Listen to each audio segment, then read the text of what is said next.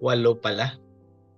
So, hold on, and the Lord will just talk to us.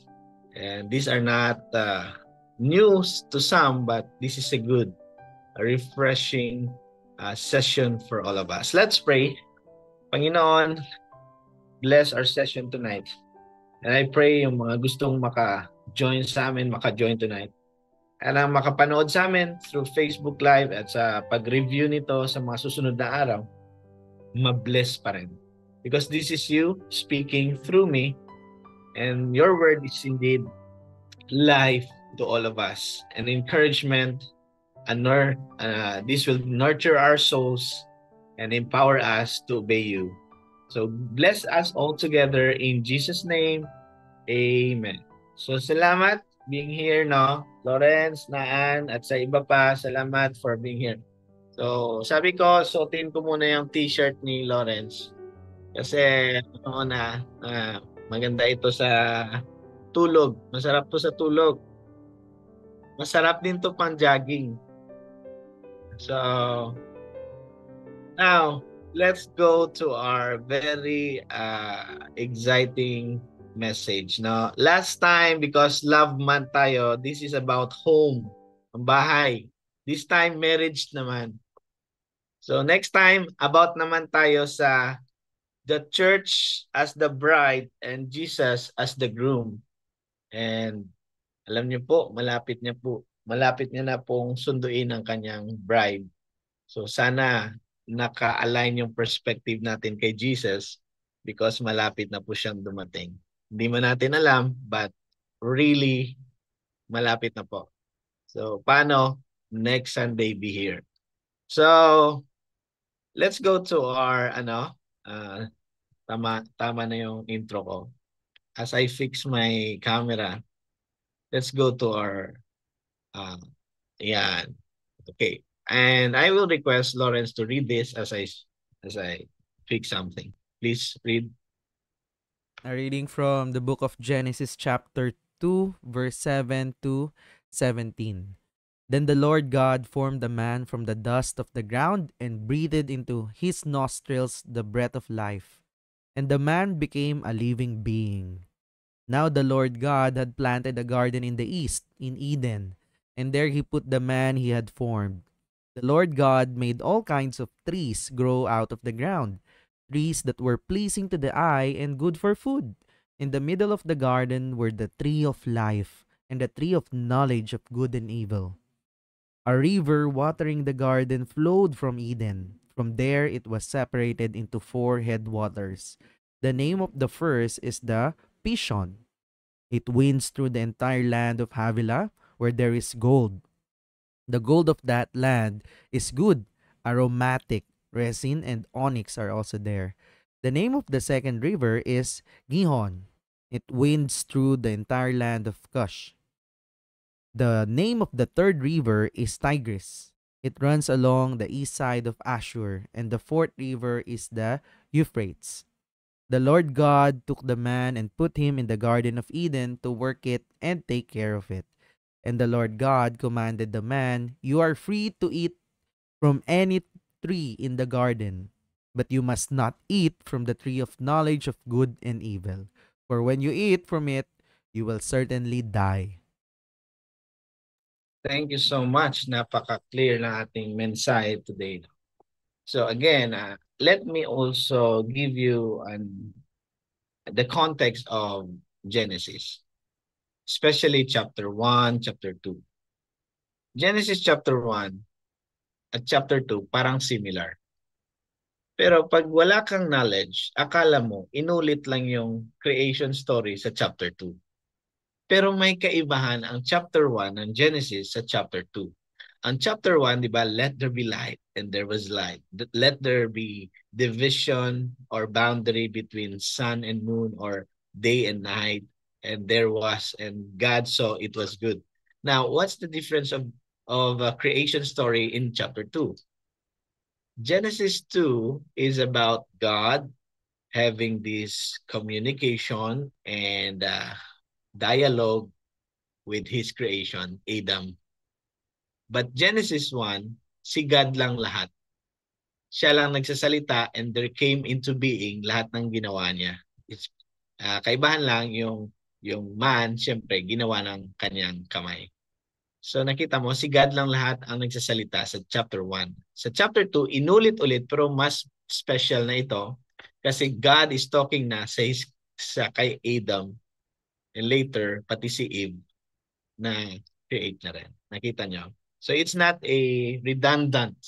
May purpose ang writer. Bakit merong chapter 1, merong chapter 2. So yan po ang konteksto nito. At baka actually baka maggulat pa kayo kung bakit may mga babasahin tayo mamaya na 'di ba wala pa namang ibang tao, bakit nagsasalita ngayon si Adam at yung writer na parang meron ng taong nag-exist before, wala pa naman. Ang clue kasi noon is hindi kasi 'yon na sinulat nung Genesis. I mean, during creation wala pang sinulat.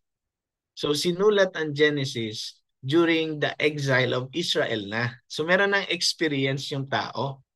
Meron na yung mga basis of knowledge pang iba na, di ba pag kinasal ang tao, sabi doon sa mamayang babasahin natin, and a man shall leave his father and mother pag kinasal. Bakit na nasabi ng writer yon? Wala pa namang father and mother si Adam at si Eve. It's because sinulat na nga ang Genesis during exile time or pwedeng during or after exile sa Babylon. Okay? Intindihan nyo? Sobrang layo na nun. Wala na si Moses, wala na sila David, wala na. Sila Abraham lalo, wala na. Ang layo na ng Babylon experience ng Israel. Okay? So, gano'n na. May mga um, other knowledge na yung tao nung sinulat yung Genesis. Kaya magugulat ka. Bakit nalaman nila na a man shall leave his father and mother? During creation, sila pa lang naman ang tao. Yan. Magugulat ka kasi pag binabasa mo to na wala kang background, sabi mo, parang hindi accurate yung Bible. No. The Bible is inerrant, meaning walang error. Ang nagbabasa na walang context, yun yung nagsasabi nun. Okay, clear tayo ha? The Bible is so clear, walang error yan. Magkaiba man ang pagkasulat ng chapter 1 sa chapter 2, or kung pupunta ka sa New Testament, magkaiba yung pagkasabi ni Matthew kay Luke, and si Mark, si John, iba rin. It's because hindi yun dahil mali.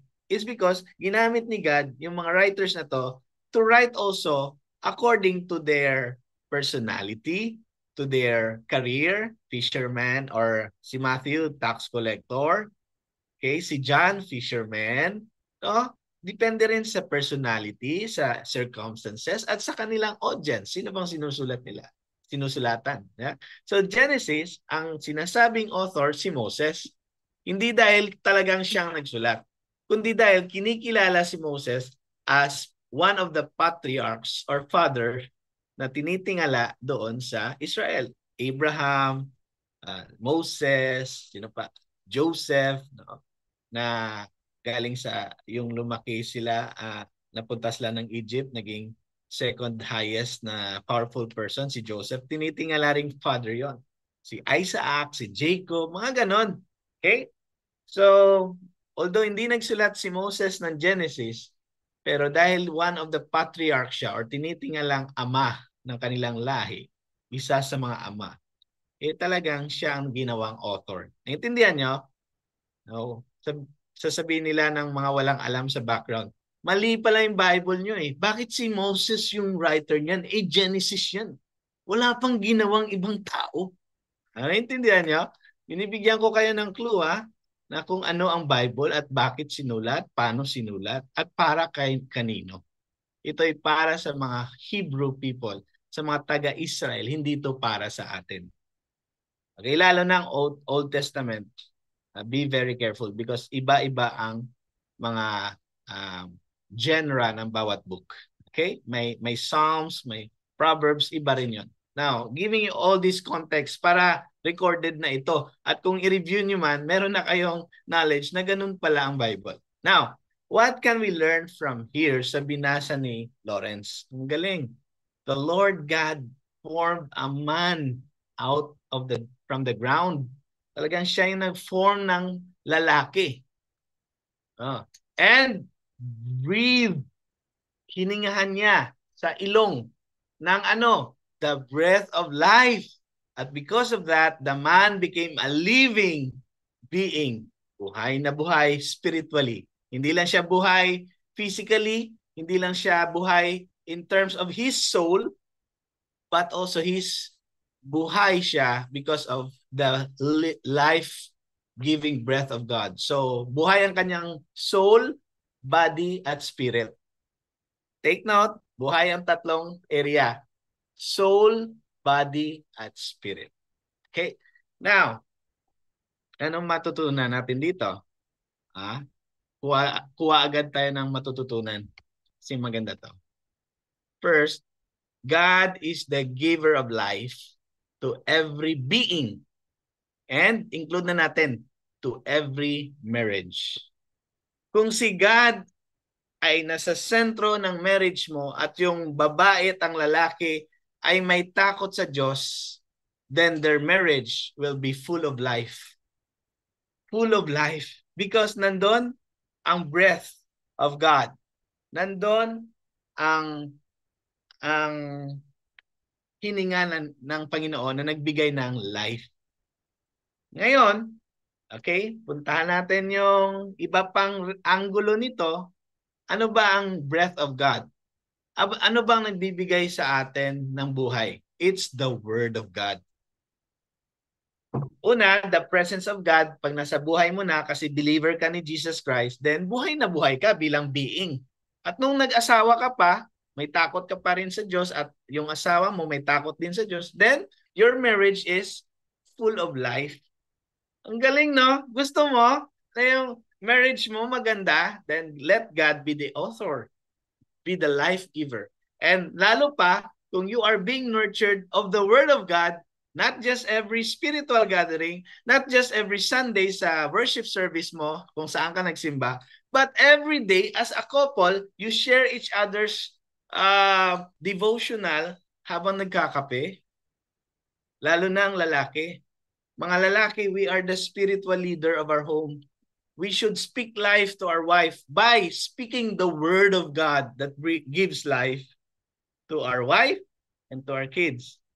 Okay? Dapat minsan tinatanong natin yung asawa natin, kung may asawa na tayo, na ano yung natutunan mo lately sa Word of God? Ano yung bagong learning mo ngayon sa Word of God? Habang nagkakape, before papasok sa negosyo, and during the day, mag-chat ka rin sa wife mo, you know what, I learned something. I-share ko siya sa iyo na ganito pala yung Word of God. Ganito pala yung pagkaintindi ko ngayon. Mas na-widen ang aking perspective. Speak life to your wife. Speak life to your children. By what? By speaking the Word of God, and not just speaking, by living out or obeying the Word of God. Okay? Because God is the giver of life. Kung wala siya, kahit mayaman ka pa, kahit sikat ka pa, magbe-break lang kayo. Alam niyo ba ang latest? Wala na si Bea at yung boyfriend niya, fiancé niya. See? I'm not judging. I'm just saying we need God in our marriage. Buti na lang yon, hindi pa sila kasal. May chance ka pa, Lawrence. May chance ka pa kay Bea. Siya rin lugi kung hindi ikaw ang pipiliin niya. Okay. At least naka-record to sa FB Live. Hello, Bea. Now, sabi ni Lord, it is not good for the man to be alone. Hindi maganda na ang lalaki walang suitable helper. So gagawa ako. Gagawa ako ng suitable helper or suitable companion. Now the Lord God had formed out of the ground all the wild animals, all the birds in the sky, at dinala niya kay Adam sa verse 19. To see, anong ipapangalan ni Adam sa mga hayop na ito? Na gumagapang, naglalakad, at lumilipad. Hindi ko alam kung nandito na ba ang fish. And whatever the man called each living creature, that was its name. So kung anong tinawag ni Adam sa mga hayop noon, yun yung naging pangalan nila. I'm sure hindi aso yung pangalan ng dogs noon. May tinawag dyan si Adam na naging ano na lang, alam mo yun, siyempre yung language nag-iiba-iba. And nag-wonder ako anong pangalan ng dogs noon at ng pusa. So the man gave names to all livestock, the birds in the sky, and the wild animals. But for Adam, wala talagang suitable helper was found. Hindi rin pwede ang chongo o yung apes or monkeys sa kanya. Hindi rin pwede ang pusa. May mga pet lovers dito ng pusa, hindi pwedeng maging suitable helper na hindi ka na mag-asawa kasi may pusa ka na. Hindi rin pwede yung aso. Hindi siya suitable helper for a man. So hindi pwede na sabihin mo, aso na lang, na heartbreak na ako eh. Ayoko nang ma-broken heartbreak ulit. Broken heart ulit. Mag-aaso na lang ako ng 10. Magpupusa na lang ako ng 10 kasi hindi ako sasaktan nito. You know what? Sabi ng Bible, hindi suitable helper ang animals. Pwede yan maging pet, pero hindi pwedeng gawing parang sabihin mo, hindi na ako mag-aasawa, ito na lang. You are wrong. Biblically, you are wrong. Okay? Pwedeng mag-pet ha, pero hindi sila suitable helper. Kahit faithful man's best friend pa yung dog, hindi suitable helper yan para sa tao. So the Lord God caused the man to fall into a deep sleep. Pinatulog siya. No? And while he was sleeping, he took one of the man's ribs. Kinuhanan siya ng isang tadyang. Bakit? And then closed up the place with flesh. So this is the first surgery na nangyari. And Jesus was the first surgeon. Pinatulog niya, no? Ang sarap naman ng anesthesia na binigay. Baka hindi na binigyan ng anesthesia, pinatulog na lang ng maganda. Galing talaga ni Lord magpatulog, no? Then the Lord God made a woman from the rib na kinuha niya kay Adam. So, si Adam from the ground. Ang woman from the rib of the man. So, part talaga ng man yung woman. Then the Lord God brought the woman to the man. Then, biglang nagtula si Adam. This is now the bone of my bones, the flesh and flesh of my flesh. She shall be called woman, for she was taken out of the man. That is why, ito na yung sinasabi ko, Lawrence, and others who are listening, a man leaves his father and mother. O wala pang father and mother si Adam at si Eva. Bakit nagsulat yung writer ng ganito? It's because yung writer during Babylonian exile na nangyari. Okay? Sobrang layo na ng mga taon. Libo na yung mga taong nakalipas. Okay? Pag wala kang background, magtataka kayo. Wala naman siyang nanay. Wala naman siyang tatay. Bakit nagsalita ng ganitong writer? Diba? And they become one flesh. So pag nag-asawa ka, iiwan mo talaga ang nanay tatay mo. Yun ang healthy. Para ma-unite ka na sa asawa mo at maging one flesh na kayo. But now, isang truth muna dito sa kulay blue na font. Sabi ni Lord, I will make a helper suitable for him. No suitable helper was found among the animals. Si Lord mismo ang nag-isip kung paano bigyan ng helper si Adam. Ito pa, the Lord God brought the woman to the man sa verse 22.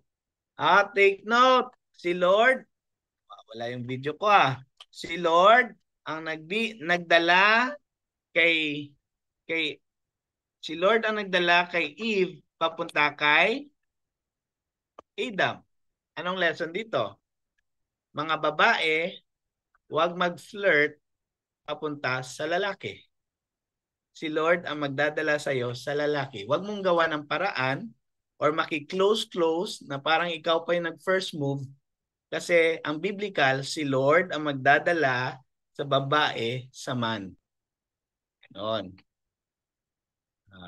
Sarap nitong reflection na to. No? Ganon din mga lalaki. Huwag din magpa-fling-fling. Na parang ikaw yung hindi ko sinasabi na hindi ka nagagawa ng paraan.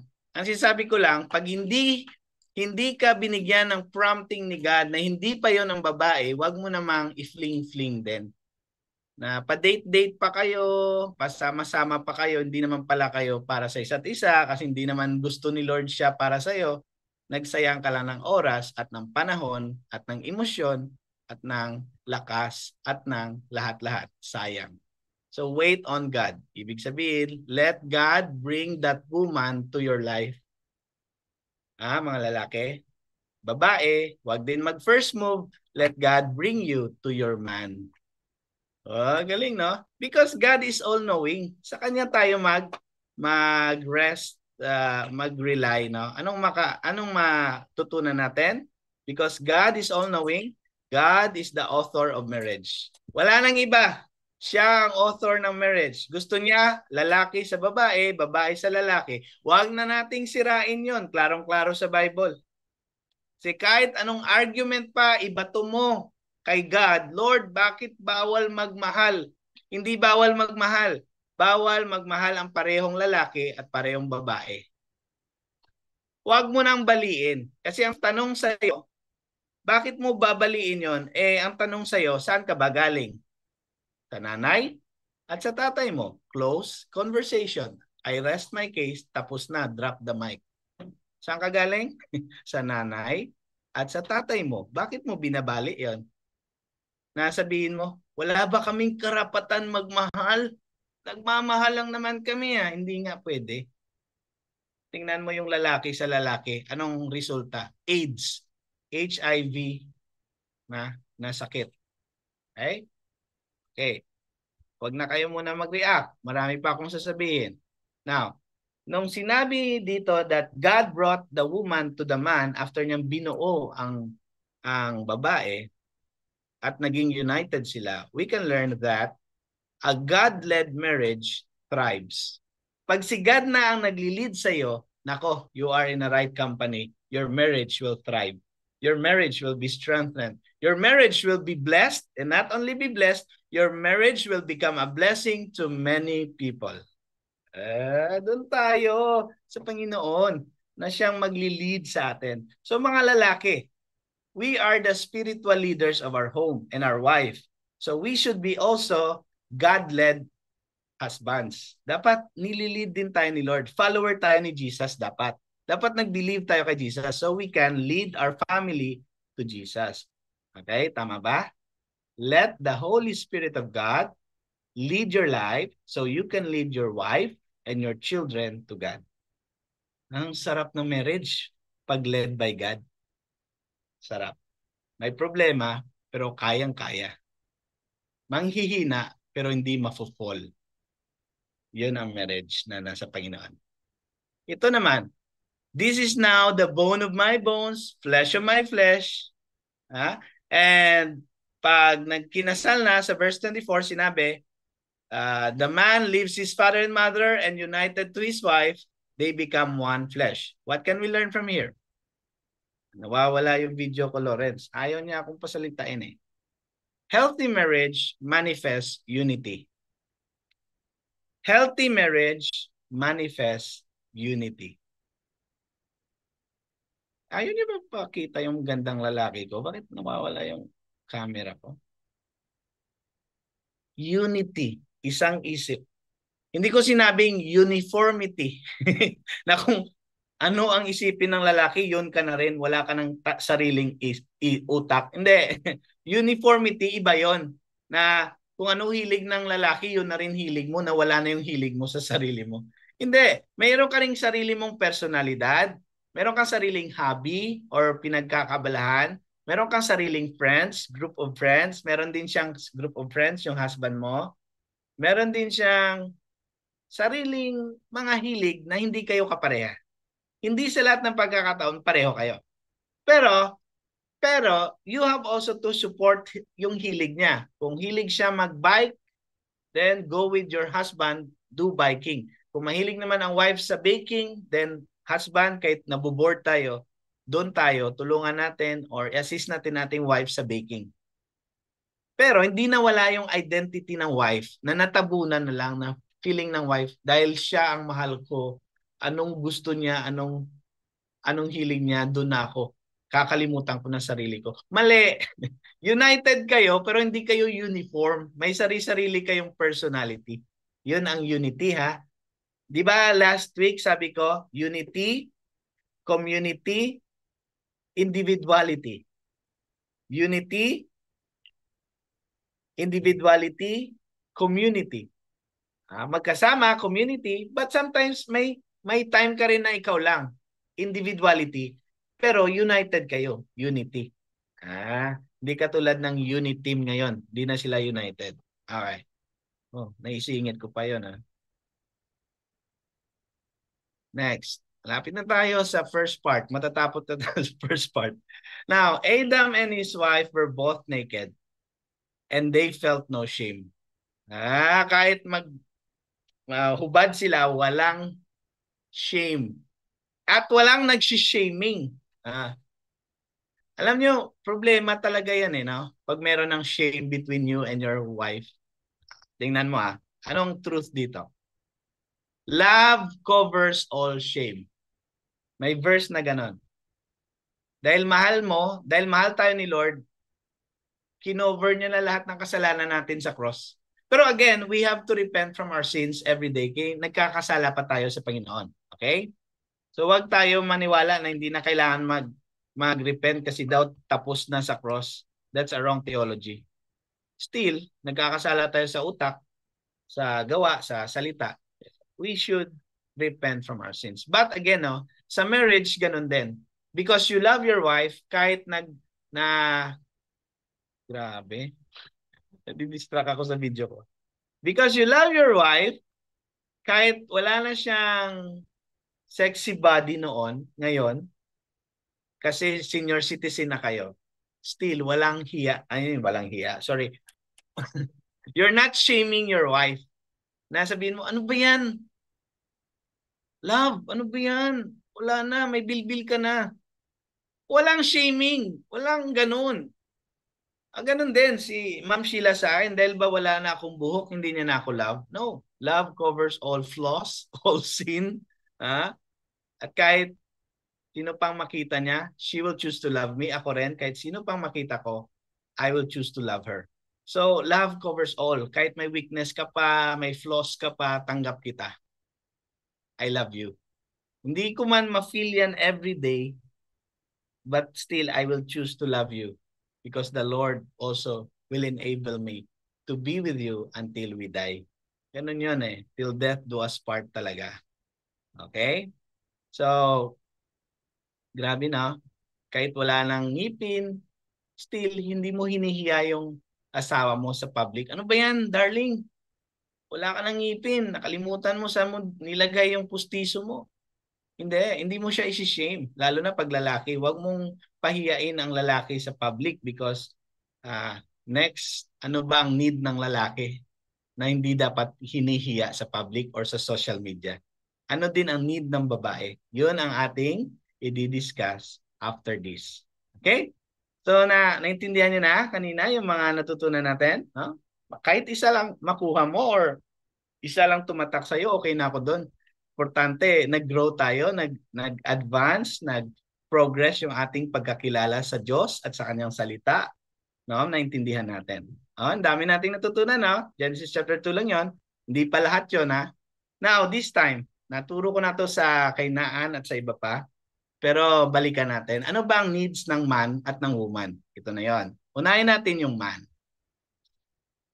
Yung need ng man is number 1 talaga, sexual fulfillment. Now, ang sexual fulfillment, hindi lang to body to body. Kasi kung body to body lang ang basis ng sexual fulfillment, paano na yan kung hindi na sexy yung partner mo pag senior citizen na kayo? Sexual fulfillment is not just body to body. Sabi nila, soul to soul din yan. Body to body, soul to soul. Na kahit wala na yung figure, wala na yung kinis ng mukha, wala nang buhok, still sexually fulfilled ka pa rin kahit matanda na kayo because you have soul to soul bond. And body to body, seasonal yon. Darating sa panahon, wala na masyadong body to body sexual fulfillment kasi lumipas na yan. So dapat habang bata pa sa mag-asawa, no, ginagawa niyo palagi yung sexual fulfillment sa physical side. Kasi mawawala yung physical side pagdating ng siguro 60s, 70s, wala na yon.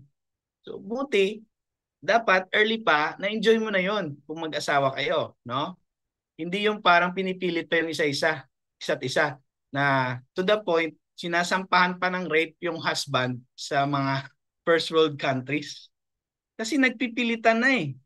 Pinipilit, wala nang sexual fulfillment yung bawat isa. Mali yun. Meron dapat yun. Give and take yun. No? And actually, sexual fulfillment is not just intercourse eh. Even yung mga non-sexual touch, nakaka-enhance yun ng marriage life. Yung tinitimpla ng kape, kinocomb yung hair, minamanicure yung wife, ganun din, minamanicure ng wife ang husband, minamassage, non-sexual touch, nagpapatibay rin yon ng buhay mag-asawa. Hindi lang naman to puro sex eh. Nakatulad na sinasabi ng mga movies at mga iba-ibang ideologies. Sexual fulfillment is not just sexual intercourse. It's also non-sexual touch, yung akbay, holding hands habang naglalakad, pinagbubuksan ng door, pinagbubuksan ng window, ng car door, hinahawakan yung kamay sa hagdan. So we need these things for sexual fulfillment. So body to body, soul to soul. Tandaan niyo ha, habang bata pa, ginagawa yung body to body, at the same time, ang soul connection yung dalawa, mas nagiging solid. Para pag kahit wala ng body to body sa huli, faithful pa rin kayo sa isa't isa. Okay? Recreational companionship, ito yung gusto ng lalaki na pagkasama kanya as a wife, nag-i-enjoy siya sa'yo. Parang friend din kayo. Hindi yung puro na lang serious type na. Dapat masaya kang kasama. Kasi pag hindi siya masaya sa'yo, mapapansin mo, mas masaya siyang kasama yung barkada niya. Delikado yun ha. O yung mga katrabaho niya. Wag yun. At an attractive spouse. Gusto niya rin kahit housewife ang wife, ang partner, or yung husband, house husband, dapat pagdating niya galing trabaho or galing negosyo nakagamit ka ng Korean products nyo. Dapat maganda ka pag-uwi niya. Hindi yung pag-uwi niya, amoy sibuyas at ano ka pa rin. Amoy sibuyas, amoy ng niluto mong ulam. Hindi, no? Maghanda ka bilang wife. O, ganun din sa house husband. Maghanda ka rin na pagdating niya, fresh ka rin, no? An attractive spouse. So, mga lalaki, gusto namin na nakikita namin yung mga partner namin na talagang mapapa-second look. Domestic support. Ibig sabihin, share kayo ng resources, tumutulong sa bahay, yun yung gusto ng lalaki. Na yung wife niya kahit busy sa work, pagdating sa bahay, yung wife niya marunong mag-usog ng table, transfer yung table from kanan, transfer sa kaliwa, nilagyan ng table mat. Ang lalaki, pag na-rearrange yung bahay, nai-inlove lalo sa mga wife. Kasi gusto namin yung domestic support namin, strong. Na, oo, busy yung mga babae, pero yung change yung kortina kahit once a month, kung busy-busy ka, once a year, grabe naman yan. Gustong-gusto ng mga lalaki yung na-change yung bahay na kahit hindi naman masyado nag-effort, pero na-change. Alam mo yun? Na yung bedsheet, hindi na amoy ihi ng mga anak nyo or ng aso nyo. Bago na. Gusto ng lalaki yun. Mas na-in-love siya sa mga ganong wife. And admiration. Number 1 cheerleader ng lalaki dapat yung wife. Kasi, kumari, nagbabasketball yung lalaki. Yung nag-cheer sa kanya, yung ibang babae. Ay, delikado na yon. Number 1, admirer namin yung wife namin.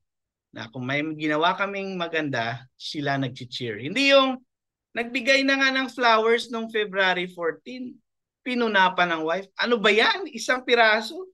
Si kumari nga, isang bouquet Alam mo, dapat i-admire mo yung husband mo, lalo na kung di niya gawain yon. Ibig sabihin, nag-effort siya. Kuwari, nag-I love you yung wife ng husband mo sa'yo. I-admire mo, alam mo, love, masaya ako pag nag-I love you ka sa akin palagi. Hindi yung, oh, nag-I love you ka, may kasalanan ka, no? Lahat na lang po na. Instead na i-admire mo yung husband mo. Okay? Oh, nakaka-relate ba kayo? So, tayo na. Let's go sa woman. Ano ba ang mga needs ng woman? Sa ibang versions na nakita ko, ibang articles, ang need ng woman ay 7. Bakit 5 lang sa lalaki tapos sa babae 7? Oh, pero kinuha ko na lang yung article na 5 rin yung kanya para para walang away, okay? Ang babae, kung ang lalaki number 1 sa kanya yung sexual fulfillment, na ang babae number 1 sa kanya ang love, affection, or pinaparamdam mo na mahal mo siya, ina-assure mo na mahal mo siya palagi. Alam mo, love, mahal kita. 50 years na tayong kasal, 40 years na tayong kasal, mahal pa rin kita. Nag-away man tayo kahapon, mahal kita. Yan, affection, gusto ng babae, assurance eh. Kung ang lalaki, sex, babae, love. Ang lalaki, pag hindi marunong magpakita ng affection sa babae, ito yung reason na ang babae ayaw din magbigay ng sexual intimacy at fulfillment sa partner. Naintindihan niyo? Give and take yan eh. Dapat ikaw lalaki, marunong ka rin magmahal sa asawa mo. Umaga pa lang sabihin mo, love, huwag masyadong magpapagod. Mamaya may time tayo, nakalimutan mo. Huwag magpapagod magpabango ka mamaya pag uwi ko So ganoon, inaano mo naman siya, in-encourage, hindi yung, love, tagal na. Ano ba, kailan mo ko bibigyan? Wala man lang ka-affection yung lalaki. Wala gana yung babae pag ganun. Morning pa lang, marunong ka na dapat sa mga non-sexual touch. Tinimplan mo ng kape, ha? Ha? Binigyan mo ng baon pagpasok niya sa work, mga ganun. So, affection. Number 2, conversation. Ito yung lugi, yung mga lalaki. Kasi pagdating sa bahay, gusto matulog agad sa bed. Magtatanong yung wife, how's your work? Sabihin ng lalaki, bukas na lang, pagod ako. Yung wife gusto ng conversation eh. No wonder, ito, masaktan man kayo pero totoo to. No wonder ang mga babae gusto sa kapwa babae because of conversation. They can converse from morning until evening. Lugi ka. Mga lalaki, hindi tayo hindi tayo mahilig sa conversation. Kaya yung mga babaeng kinakausap ng iba, mas na-in-love sila doon. Kaya patok yung babae sa babae dahil sa conversation na yan eh. Nag-agree kayo? Grabe, pag nag-usap yung dalawang babae hanggang umaga, walang hindi yan mapapagod. Number 3, honesty and openness. Ang babae, pag open yung husband, pag merong nangyari, maganda o hindi maganda, dapat open ka, dapat honest ka. Kung may kailangan malaman ang partner mo, sabihin mo na. Lawrence, pag nag-asawa ka, dapat lahat ng baraha lay down. Para mag-isip ka kung itutuloy mo o hindi. Kasi paano yan kung di pala na-lay down lahat sa'yo? Magugulat ka. Tama? Dapat open. Sa simula pa lang ng marriage, walang lie. Let your marriage be open. Kasi pag walang lie, walang takot. Di ba? Kasi paano kung malaman niya? Maganda, sabihin mo na lahat bago kayo magsama or magpakasal. Okay? And also, pag nakasal na kayo, patuloy dapat yung honesty at openness. Okay? Hindi yung may ginagawa ka, ina-upgrade mo yung motor mo, hindi mo sinasabi sa wife mo. Sinong mahilig sa motor dito? Or sa kotse? Ina-upgrade mo yung kotse mo, gastos ka ng gastos, ina-upgrade mo yung bike mo, ina-upgrade mo yung kung anong meron ka, di ba? Ang mga lalaki mahilig mag-upgrade ng cellphone mo, tapos hindi ka honest sa partner mo, anong iisipin niya? Di ba? Sabihin mo, pera ko naman to eh. Hindi ko na kailangan sabihin sa'yo. Mali yun. Oo, pera mo yan. But you are one already. Remember? Financial support. Now, kahit may trabaho na yung babae, ang lalaki may trabaho din, kailangan pa rin natin suportahan yung mga babae in terms of finances. Okay? Hindi yung, sweldo ko to akin lang to. Sweldo mo, sa'yo lang. Hindi. Isa na lang kayo And family commitment. Pag merong date, anniversary nyo, surprise mo. Mahirap ito pag wala kang pang surprise. Gumawa ka ng paraan, di ba? Or also, kung meron kang appointment sa wife mo, dapat proteksyonan mo na hindi yan agawin ng barkada, ng trabaho. Sabihin mo sa boss mo, boss, hindi ako pwede hindi ako pwede mag-overtime May date kami ng asawa ko, once a week po yan. So, family commitment. Pag may anak na kayo, commitment yan na pag merong graduation yung anak, birthday, merong honor, pupuntahan mo, ikaw magsasabit ng medal, kailangan ng babae na ang family commitment mo strong. So ito yung different needs ng babae at lalaki. Intindihan niyo? Kaya pag hindi nag-uusap ang babae at lalaki, gulo talaga. Kasi akala ng lalaki, pera lang ang kailangan ng wife ko. No. Number 4 lang yon. Ang daming lalaki, no? Akala nila pera lang lahat, madadaan sa pera. Okay na yan. Hindi na magre-reklamo yan, no? Lahat ng pera ko, binibigay ko. Financial support is only number 4. Ang number 1 need ng wife mo is love and affection at assurance na love mo talaga siya. Tapos kinakausap mo pa ba yan? Baka puro na lang pera, bigay mo pera para hindi meron namang iba. Meron namang ibang babae, pag binibigyan na ng pera, hindi na nakikipag-usap sa husband, doon na sa barkada nila. Hindi na rin pwede yan. Okay? So, medyo okay na tayo dyan last na ako, last na to. Pero ang ganda ng usapan natin.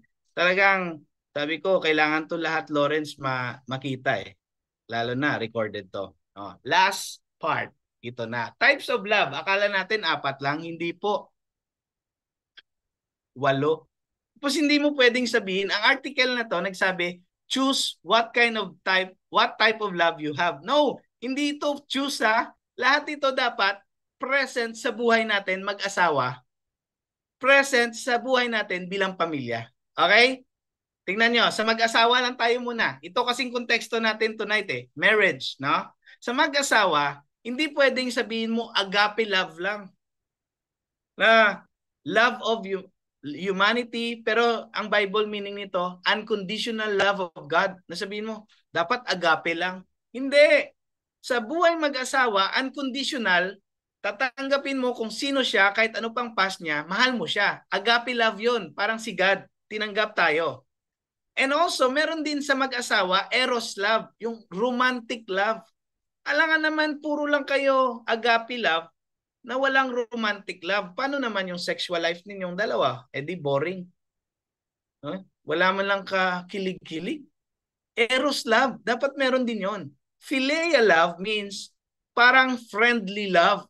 Parang kaibigan mo rin, asawa mo, pero kaibigan mo rin siya at the same time. Na masaya kang kasama siya. Masaya kang coffee date with her. Masaya kang makipag-converse sa kanya kahit trying hard tayong mga lalaki makipag-converse. Philia love, parang magkaibigan kayo.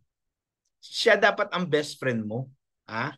Hindi ka pwede magkaroon ng lalaki ka, ang best friend mo yung co-worker mo na babae. Wrong yon, red flag yon, baka mahulog ka doon. Okay, storge. Storge is a family love. Now, pag meron na kayong anak, dapat meron pa ring storge sa inyo. Na ang lalaki, dapat nag-aalaga rin sa mga anak. Storge love yon. Ang babae, hindi lang puro siya. May kaibigan ako. Ang style nila, pag bagong anak ang babae, lahat ng breastfeeding, pakain, puro papunta sa katawan ng bata ang babae. Pag puro naman palabas, ihi, pupo, yung husband. Ang galing ng teamwork nila, no? Storge love tawag doon. Hindi pwedeng puro lang tayo eros or agape love. Ludus. Grabe pang ludus, oh. Play, fun, exciting love. Dapat may excitement yung pagsasama nyo, no? Na nag-travel kayo dalawa, nag-mountain climbing kayo dalawa. May fun din. Boring naman yung mag-asawa kung walang fun, di ba? Ito naman, mania or obsession. Pag sinabing obsessive love, ito yung mga interest mo. Ang husband, merong obsession about sa biking. Ang wife, merong obsession about sa baking. So you pursue each other's obsession. Obsession means kahit di ka sabihin, ginagawa mo. Ako, obsession ko, music, painting, reading books, conversation. Dapat ginagawa mo pa rin yon. Kasi may individual personality kayong dalawa. May kanya-kanya kayong hobbies at obsession. Okay? Iba naman yung negative na obsession, iba yon. So, pragma, ito naman yung love that endures, being there. Na kahit anong mangyari, ma-stroke man yung wife mo, andiyan ka pa rin. Meron akong kilala, nagkasakit yung wife, nagka-dementia, nang bababae na siya. Dementia means wala nang maalala. To the point na pinapakita niya pa yung cheeks niya sa wife niya. Love, maganda ba yung cheeks ko? Tumatawa-tawa na lang wife kasi may dementia na. Hindi dapat gano'n na. Love that endures until the end, till death do us part. At tutulungan tayo ni God pag si God ang center ng ating marriage. And last na to, feel love siya. Self-love. Meron ding being kind to self. Hindi pwedeng hindi ka kind sa self mo, kind ka sa asawa mo, pero sa sarili mo, you're so hard when it comes to yourself. Or you're so generous sa mga anak mo, binibigay lahat. Sa asawa mo, binibigay lahat, pero wala kang self-love. Hindi rin yun maganda. Okay? Self-love in the sense na meron kang alone time with God. Hindi puro ibang tao. Puro you are there with for other people. You are always there for other people but wala ka namang time sa sarili mo na. Hindi pwede 'yan. Okay?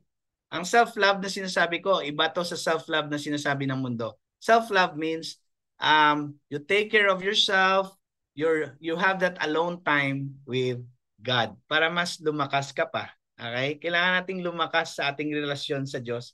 I think the most important relationship we have is actually our relationship with God. Next na yung husband or wife natin. Next na yung anak natin. Next na yon. God first. All other kinds of relationship, secondary and tertiary. Basta, God first sa gitna, then lahat na yon, wife, children, churchmates or co-believers, business people, friends, lahat yun goes around with God, relationship mo kay God. Si God talaga ang sentro ng ating marriage. And that is the design of God for the marriage na magta-thrive, na magbi-bless ng iba, hindi ka lang magbi-bless, pati iba mabibless sa marriage mo if God is the author of your marriage. God bless you all. I hope you enjoy your February 14. Kung ini-enjoy mo yan, kung sinicelebrate mo yan, sana mas naintindihan mo ngayon na hindi lang puro eros love, romantic love, puro na lang emosyon. No, may agape love din, unconditional love. May philia, may friendly love, storge, family love, ludos, excitement, mania, obsession, meron ka ring hobbies, interest, pragma, meron kang love that endures, philausia, meron ka ring self-love. Di ba sabi ni Lord, love God, love your neighbor as yourself. God, neighbor, self. Okay? So God bless you. The Lord loves you.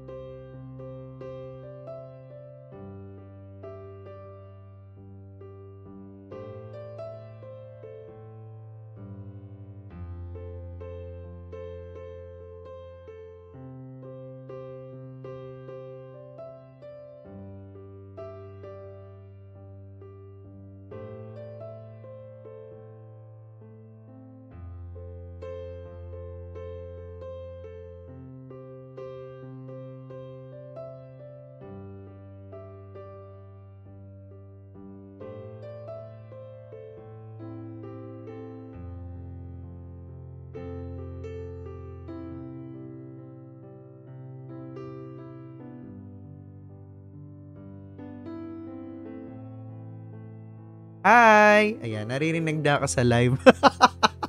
Dito ako marinig sa live. Ayan, so, ulit, no? Take 2. Hindi, para sa akin, sobrang ganda, no? Dun sa mga, lalo-lalo na, ang dami nanonood. Nakita ko kanina sa live, either married na, you're planning to go into a relationship, or you're planning to enter marriage, or baka naghahanap ka pa lang, no? Pinagpe-pray mo pa lang, or papasok ka pa lang doon. Pero, ang pinaka-tumatak sa akin was the part nung binabasa natin kanina, na the Lord God made all kinds of trees grow out of the ground. Trees that were pleasing to the eye and good for food. In the middle of the garden were the tree of life and the tree of knowledge of good and evil. So, para sa akin, ang ganda ng part na yon kasi God already presented us a choice. Because, isa sa mga pinakamagandang pinagkaloob sa atin is, di ba? Free will. Di ba? Bilang mga tao. No? So, doon pa lang sa part na yon, there's always a choice. No? Lalo-lalo na yan, yung mga magjojowa na, mag-aasawa na, no? So, medyo naging malinaw sa akin bakit may mga taong nag-cheat, no? Kasi, for everyone's knowledge, I came from a broken family, no? Proudly raised by a single mother. So, naging malinaw sa akin yung part na bakit nga ba may mga taong, alam mo yun, well, makasalanan na tayo, pero bakit they still chose to cheat, di ba? They still, alam mo yun, they were tempted, no? So, ang galing lang because as a creature of free will, lagi palang may choice. Kahit nung panahon pa lang ni Adam and Eve. Di ba? There's always a choice na some of them nate-tempt, some of them kinakalaban si Lord, no?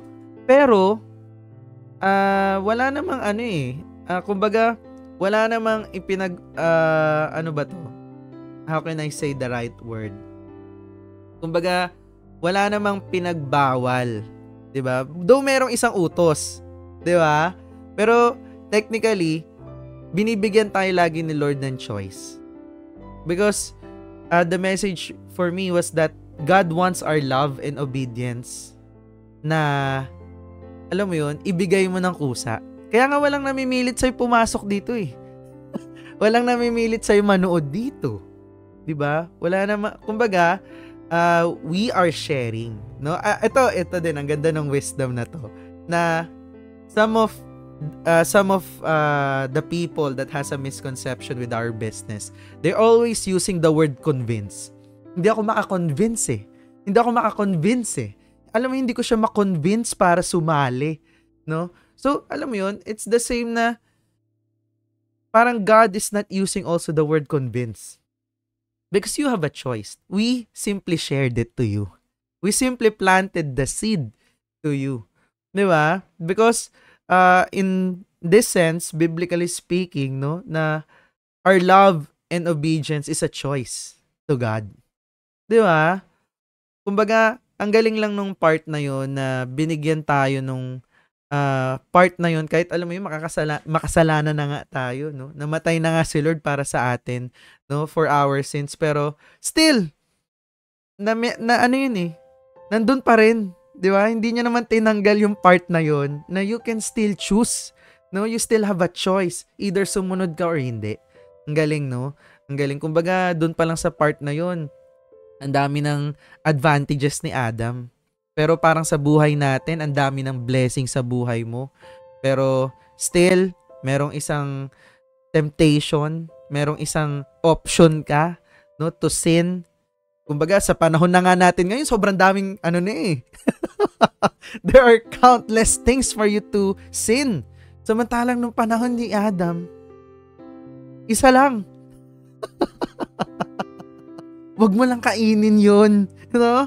Wag mo lang kainin yung yung fruit ng tree of knowledge of good and evil. Isa lang. Pero kita mo, yung isang yun. Kaya wag mo talagang i-smallin yung isa eh. Di ba? Wag mo isalin na minsan lang naman eh. Yun, no? Yung mga ganun, di ba? Saglit lang naman eh. Di ba? Di ba? Wag mo talaga i-smallin. Kasi sa panahon natin ngayon, there are many trees of temptations. No? Again, Adam only had one. Tayo, sobrang dami na. Kaya nga mas dapat kang kumapit eh. Nung panahon niya nga, isa lang eh. Tayo, sobrang dami na. Di ba? Ang galing. And God not only made His command clear to Adam, pero sinabi niya rin yung consequence. Ganon kalinaw eh, no? Ang galing. Diba sabi niya, but you must not eat from the tree of knowledge of good and evil, for when you eat, alam nyo, ito yung gusto ko lagi sa Bible. Ito yung gusto ko lagi sa message ni God. Laging may consequence.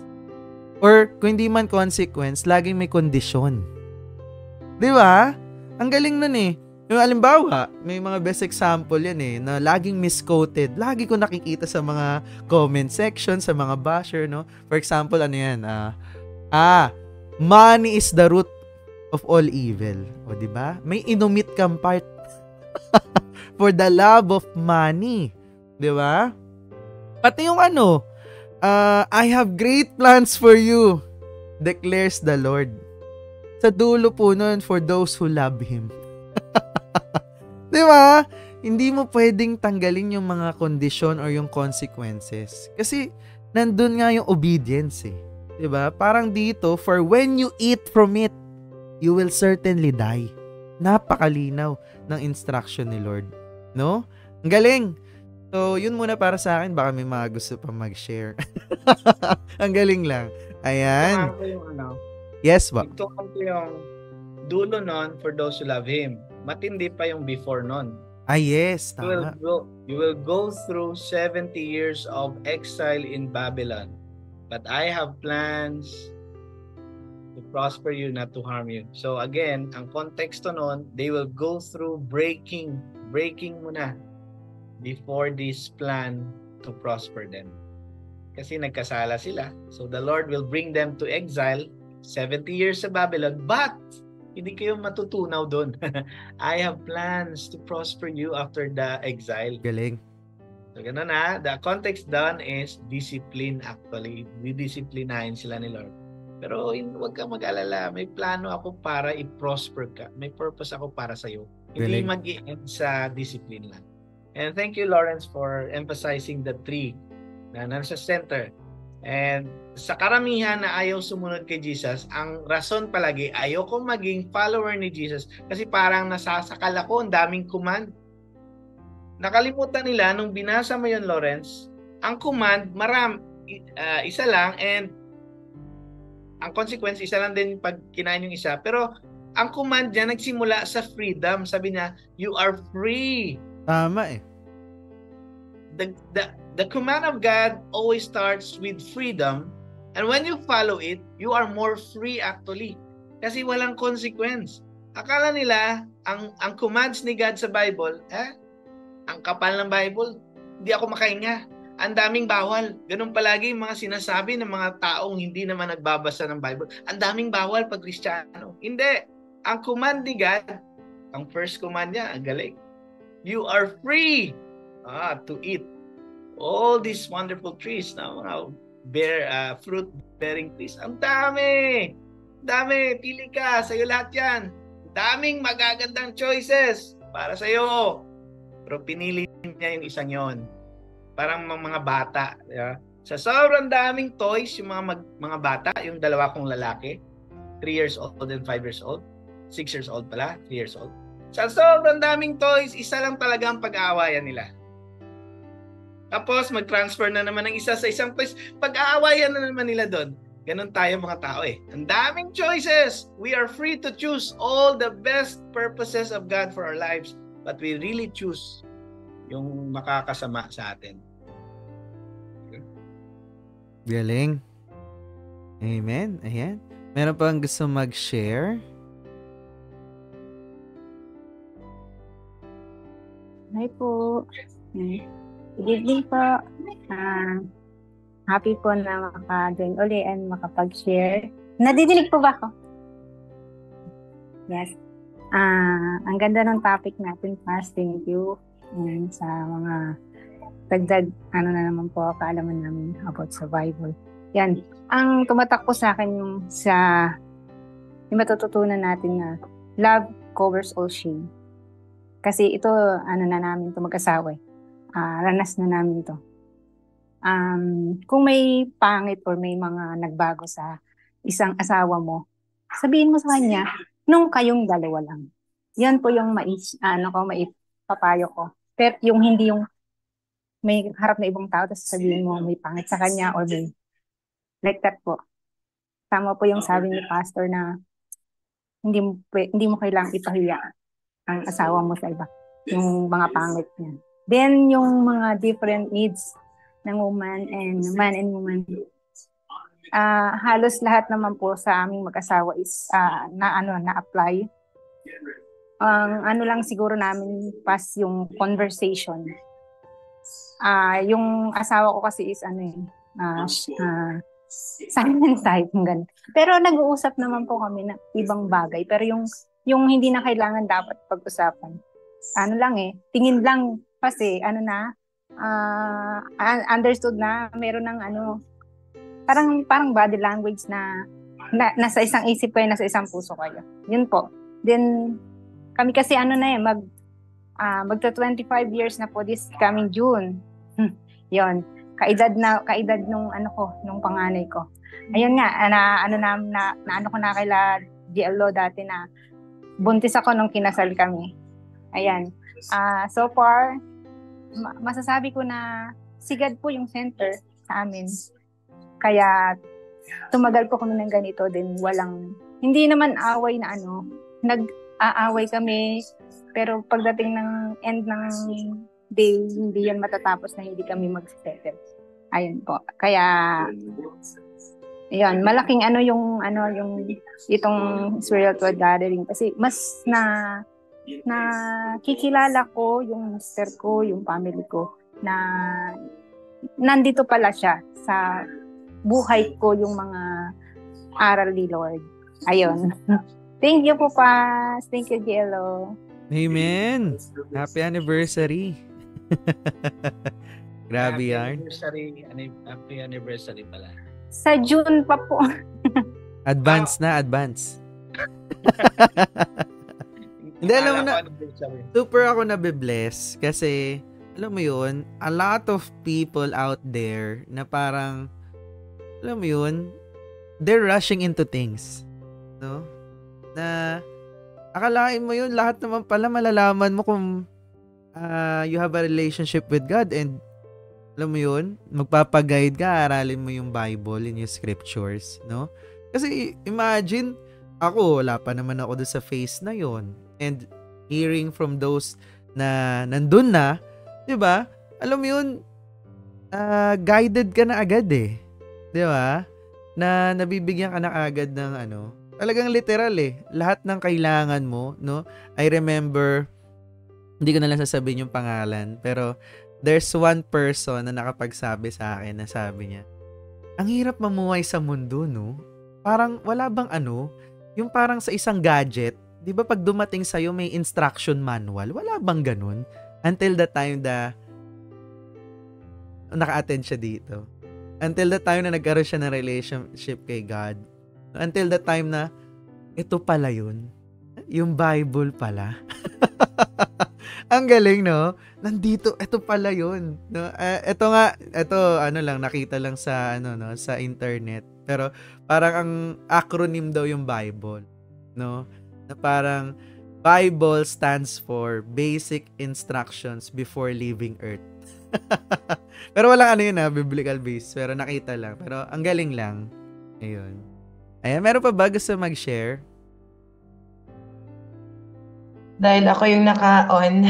Ako na. Ay, Pas! Grabe momentum. Ilang beses yan na-mention today. Ang team momentum. Yan. Pero grabe yung momentum natin kasama si Lord. Again, Pas, grabe lang kasi kung ano yung sinabi kanina sa church, yung fellowship kanina sa church, yung service, it's also aligned. So, praise God. Grabe. We've talked about, wait, I took photo of it para lang di rin ako Ang ganda lang, Pas, kasi ang sinabi kanina doon is syempre, no, is Christ the ultimate source of your faith? Tapos, sabi rito, Christ changed our status from alienated to being reconciled to God. So, yung mga bagay na ginagawa mo na unholy sa paningin niya, which is specifically, syempre, yung tawag dito, relationship, living together before marriage and all. Ayan, so sabi rin dito, will we trade our reconciled holy status in Christ for our alienated, hostile, and evil past?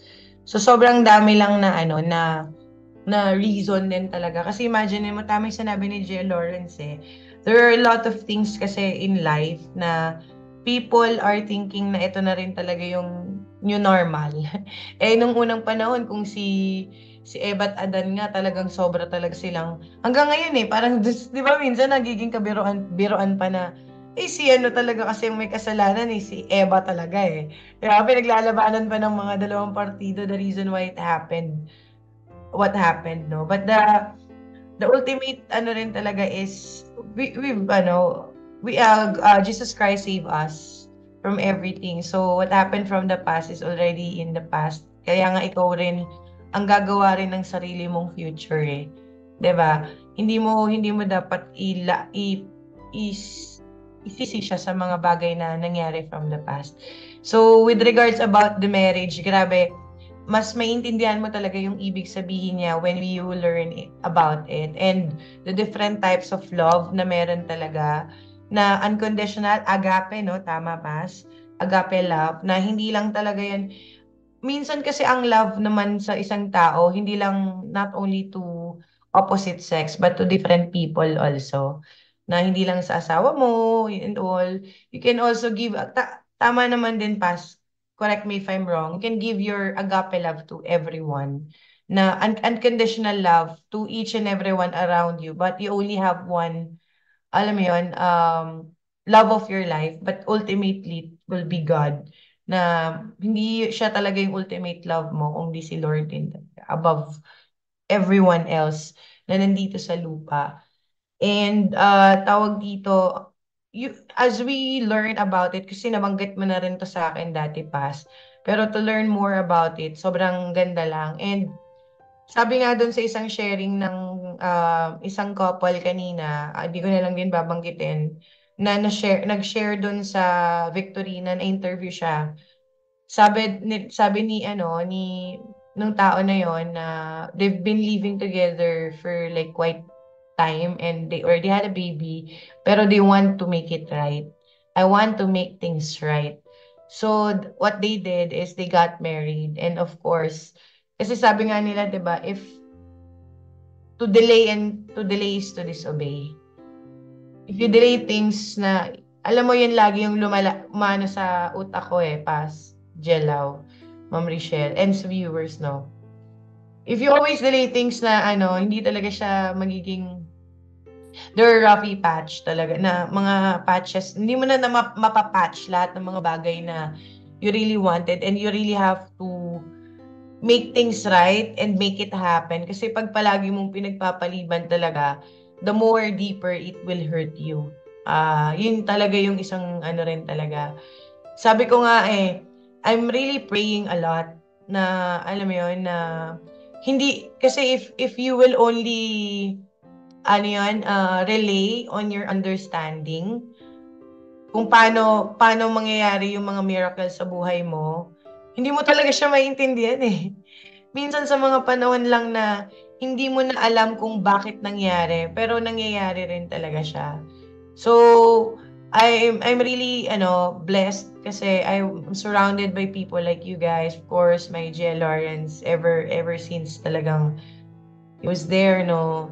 And Pas and all, na kanina po, Pas, out of topic, no? We were talking about the alignment po.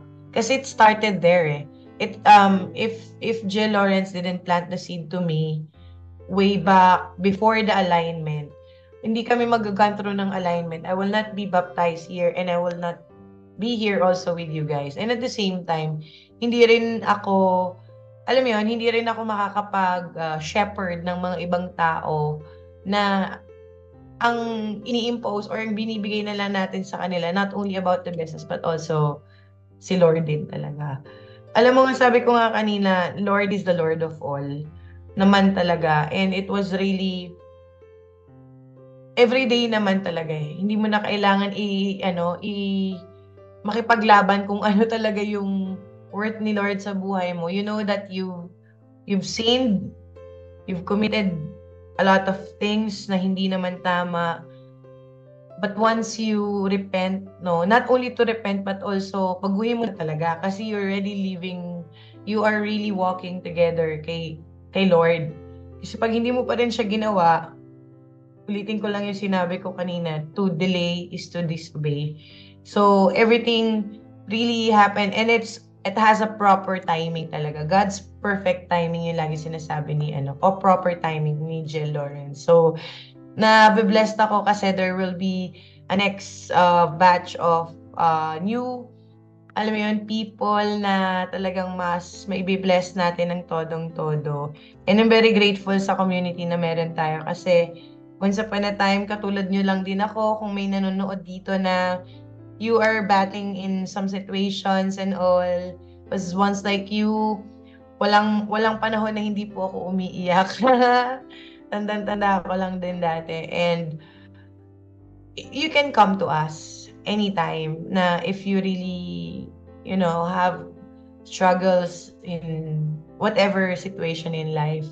Yeah, we can also help and of course guide you every step of the way. Yun lang naman sa akin and hello sa audience. Amen. Ayan, nanonood si Jel Ivan. Hi, Jel Ivan. Ay, ba? Ay, I miss Meron you. siyang podcast na maganda about testimony niya. Ang galing. Wow. Yeah. Si Batchmate. Hosted by PVGC. May podcast sila. Galing. Magandang mapakinggan yan. Ayan. Alright. Nakaka-bless, ano? Ayan, meron pa bang gusto mag-share? Bago tayo Ayan. Kailangan mo i-share yan. Gusto mo i-share? Alright. Hindi, ako nababless lang din ako kasi na-remind din ako kanina nung umattend din ako ng service na kasi lagi tumatak na sa akin yun nung pamula nung sinabi sa akin ni Paz, nakaukit na sa akin yun. Yung part na God gave man the responsibility to be the leader in the home. No? Ang galing nun.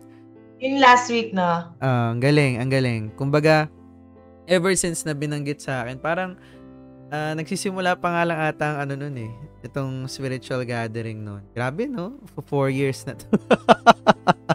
Pero ang galing lang kasi tama na kung ikaw na you're experiencing right now na bakit ako lang, no? Alam mo yun, hindi naman talaga tayo pare-pares ng timing when it comes to accepting Christ as your Lord and Savior, no? Maybe ikaw pa lang dyan sa bahay mo. Maybe, alam mo yun, di ba? So, it's okay. No? It's okay. Kasi, alam mo yun, lalong-lalo na sa mga lalaki dyan, no? It's the responsibility given by God talaga, no? Na tayo talagang mag-lead and at the same time to become an example, no? And ang galing lang din kasi dun sa diniscuss ni Paz kanina na walang mataas, walang mababa. God created woman to be equal, no? Though not equal in terms of, alam mo yun, capabilities, but ang galing Parang ang comparison nun is ang lalaki at babae do ay parang red and blue. Pareha silang kulay pero magkaiba sila ng kulay. 'Di ba? Ang galing, no? And ang nakakatuwa lang doon, parang lang din yan. Lamig at init. Di ba? Pareha silang temperature, pero magkaiba sila. Di ba? So, ang galing lang na God created woman to become a perfect helper. Sabi nga, no, dun sa verse, perfect helper. Kasi nga, again, ikaw kung being a leader, true leadership, 'di ba? Sabi rin ni God yan, true leadership is act of service. 'Di ba? Yun talaga ang true leadership. So, a true leader is a good servant din as well. 'Di ba?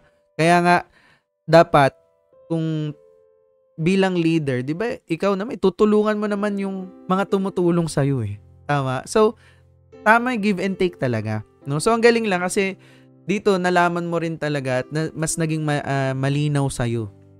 No? Na ang babae or ang asawa, hindi siya, hindi siya tool. Diba? Hindi mo siya alipin. But again, an equal partner in God's grace. Diba? And equal human being din. No? And nabanggit din kanina ni Ajel na ako ang tumatak naman sa akin kanina doon sa service. Tama, no? Halos same. And napanood ko din yung testimony nila, nakaka-blessed. And lagi ko kasi sinasabi to sa partners, no? Kasi as I share my testimony in this business, nasabi ko, true faith is blind faith. Naniniwala ka kahit di mo nakikita. 'Di ba? And that was the faith I had when I started this. Pero ang galing lang din na binigyan ng meaning din kanina yon. Sabi, faith is being sure of what we hope for and being certain of what we do not see. Galing. Kaya, napa-screenshot ako. Ang ganda nung meaning. Anyway, nakaka-bless, no? Na meron pang yan eh. Hindi ko alam kung saan ko na nakita to. Pero naalala ko lang na parang may kasabihan na ginawa daw ni God ang babae. 'Di ba? Kinuha sa tadyang, 'di ba? Sa ribs. So, hindi niya kinuha sa paanan para apakan mo, di ba? Hindi rin kinuha sa may ulunan para mas mataas sa'yo. But again, kinuha siya sa tadyang, no? Sa ilalim lang ng braso mo. Kasi, para protektahan mo. Yes, ikaw lalaki ka, oo. Ikaw yun. At malapit sa puso para mahalin mo. Yes! Di ba? Naalala ko lang. Ayun lang, thank you so much. Back to you, Paz. Ano? Napaka-romantiko. Yes. Okay, so thank you. Ang dami niyong natutunan. No? Ako naman din, no, as I was studying, I always have this learning sa Word of God.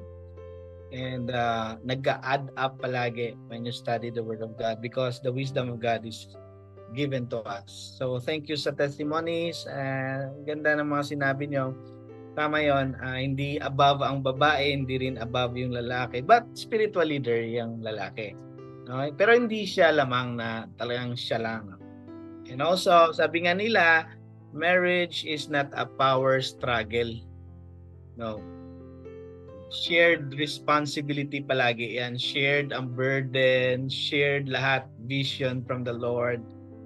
Helping each other, walang under the saya, tama yon. Talagang everything is collaboration,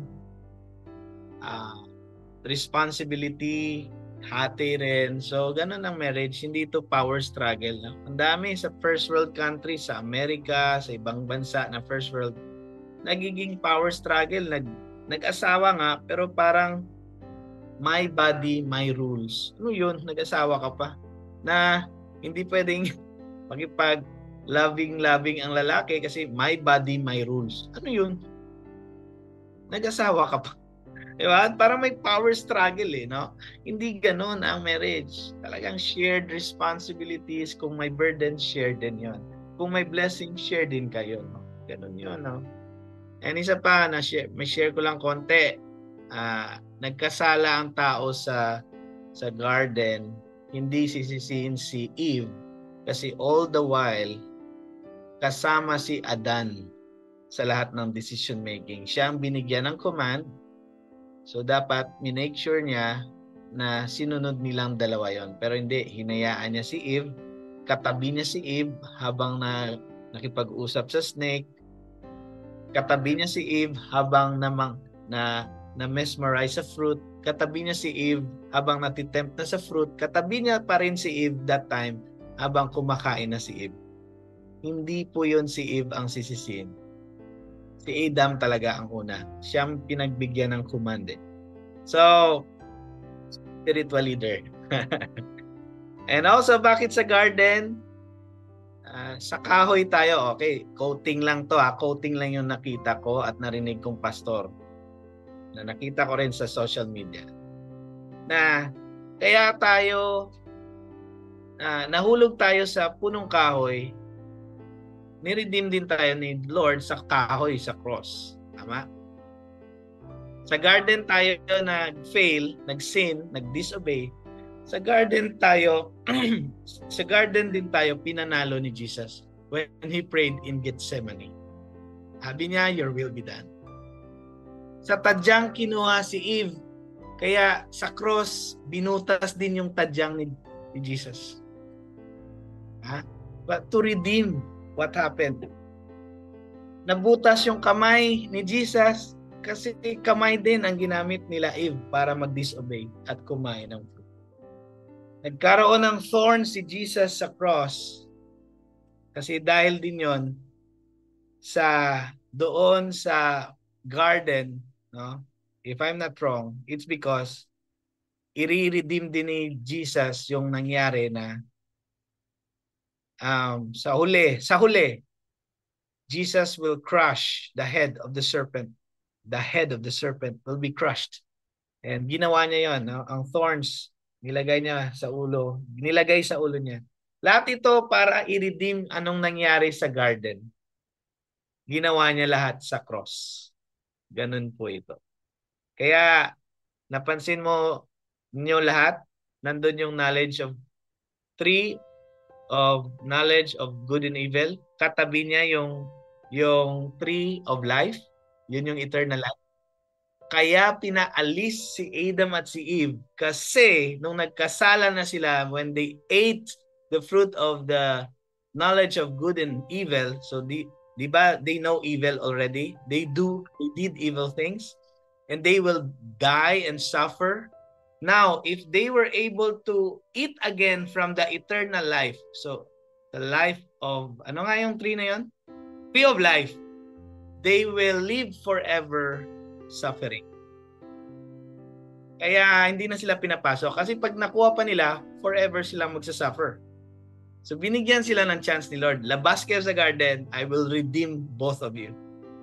Nilagyan ng angel na may sword na parang nakaganon sa hindi na sila makapasok.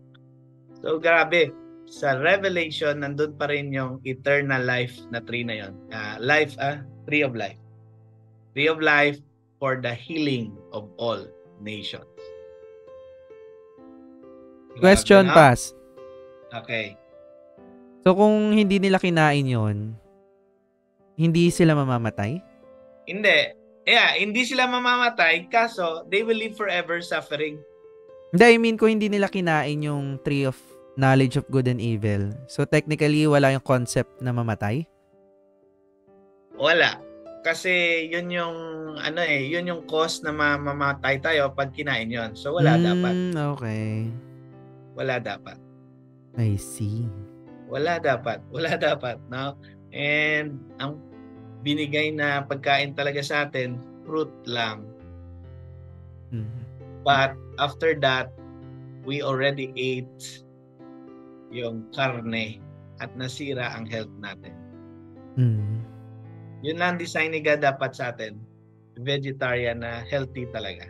Ang dami pili ka na lang. Pero after that, kumain na ng meat yung mga tao. Which nakakasira actually sa katawan na. Hindi naman na natin kailangan kumain pa ng animals para to get protein.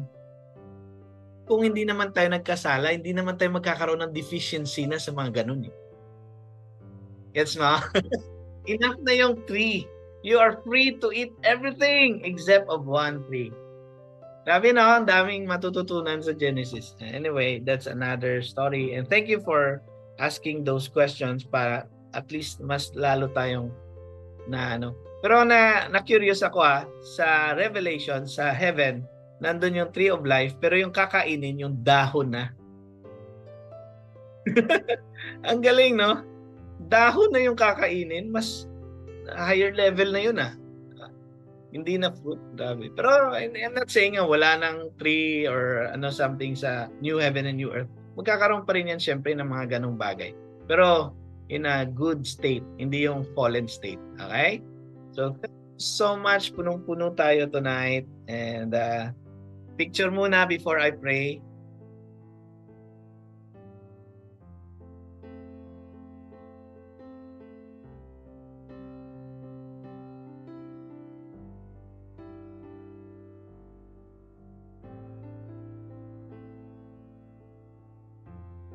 Thank you, Lord. Natapos natin na meron akong extra strength. So, salamat sa Panginoon. Let's pray.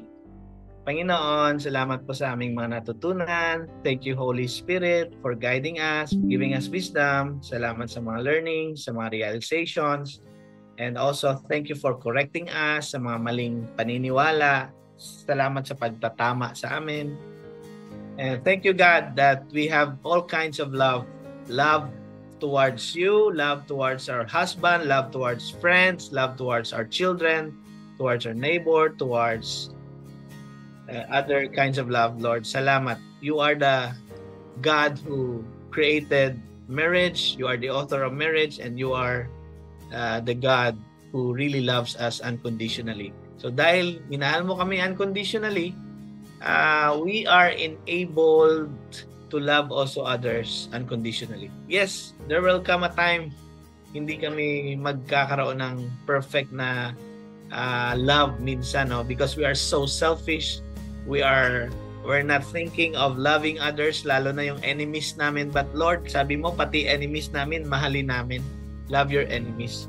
Because kami rin din naman, before we receive you, we are enemies of the cross, but you still died on the cross to save us. And this time we are your agents, we are your ambassadors for others also to know Jesus Christ, and that they too will choose to love you back in their life. So Lord, bless everyone na nandito sa Zoom, nandito sa kasama namin sa FB Live.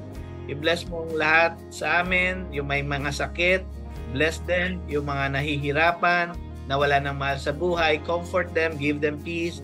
Yung mga bagong Kristiyano, palaguin mo sila sa kanilang faith. Sa mga na-curious pa at gustong mag-decide to follow you, Lord, talk to them. Salamat sa platform na ito where we can share the gospel globally. Salamat sa wisdom mo. Salamat sa gospel na nag-change sa buhay namin. Salamat that we can share this gospel freely sa ibang tao. I pray marami pang ma-harvest, maniwala kay Jesus Christ at maligtas ni Jesus Christ through this spiritual gathering led by Lawrence. Thank you so much for everyone. Bless their lives, their business, their marriage, their homes, whatever they have, yung health nila, Lord. Bless all of them. In the name of the Father, of the Son, and of the Holy Spirit, we pray. Amen and amen. God bless you all. See you next Sunday. Lahat makakaya. Kalakasan ko'y ikaw. Walang imposible sa'yo aking nakita. Taglay mong pag-asa. Ako ay nagtiwala.